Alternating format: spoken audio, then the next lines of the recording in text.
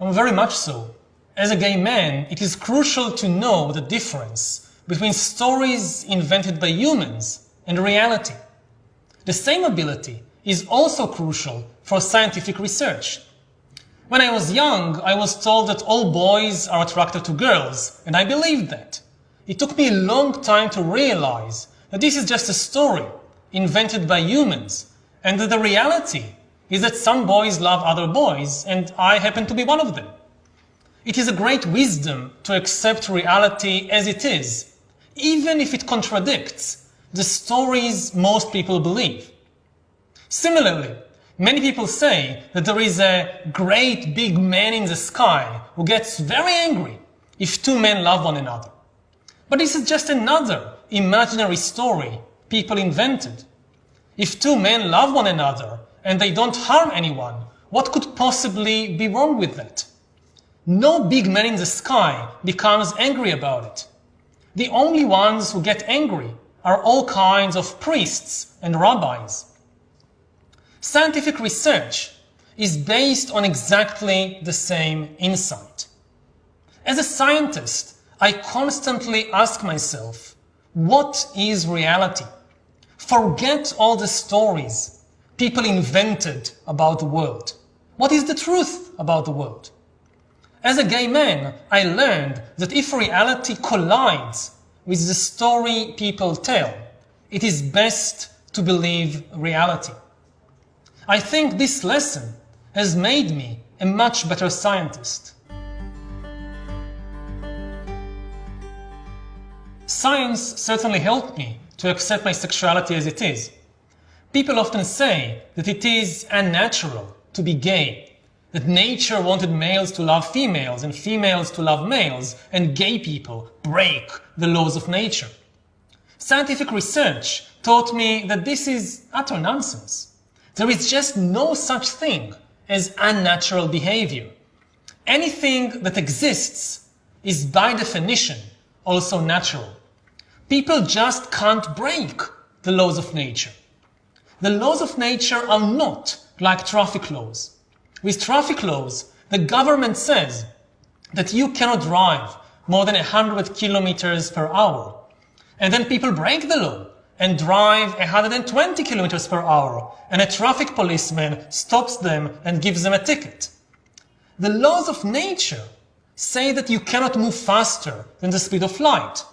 That does not mean that if you drive at twice the speed of light, a galactic traffic policeman will stop you and give you a ticket.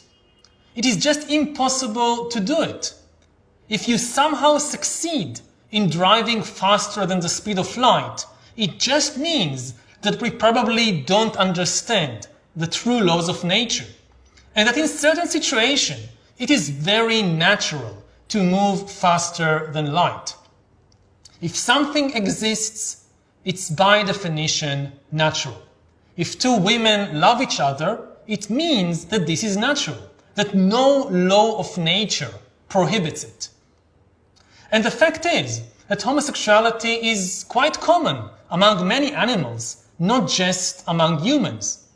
For example, among our closest relatives in nature, the chimpanzees, homosexual behavior is quite common.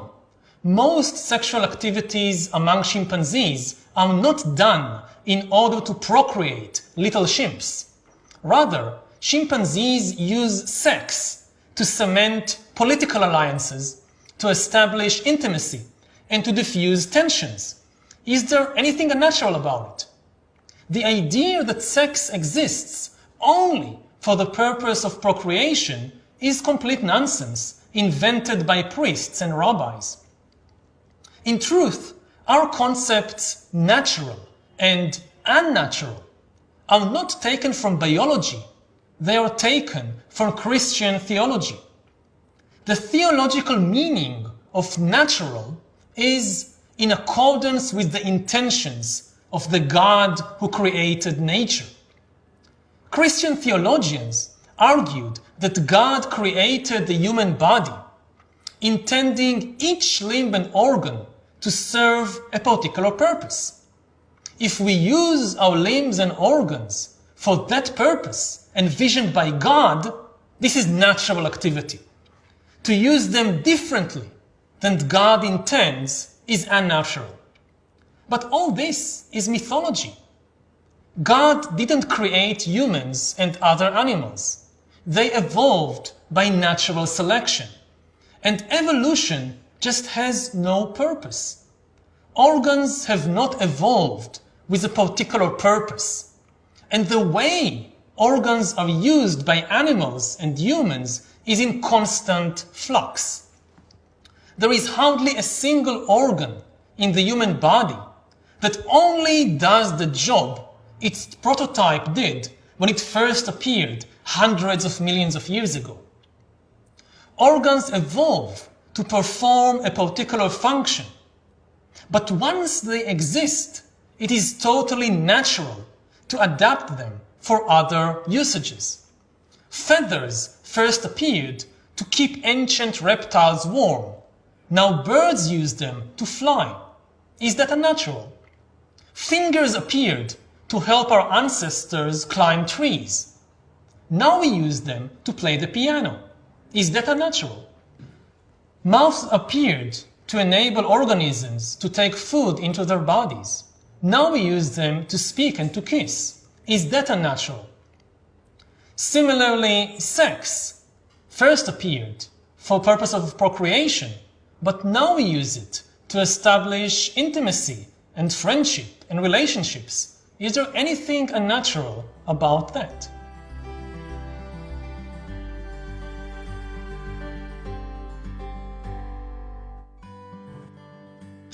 Well, throughout history, nudity killed very few people, but religious fanaticism killed millions.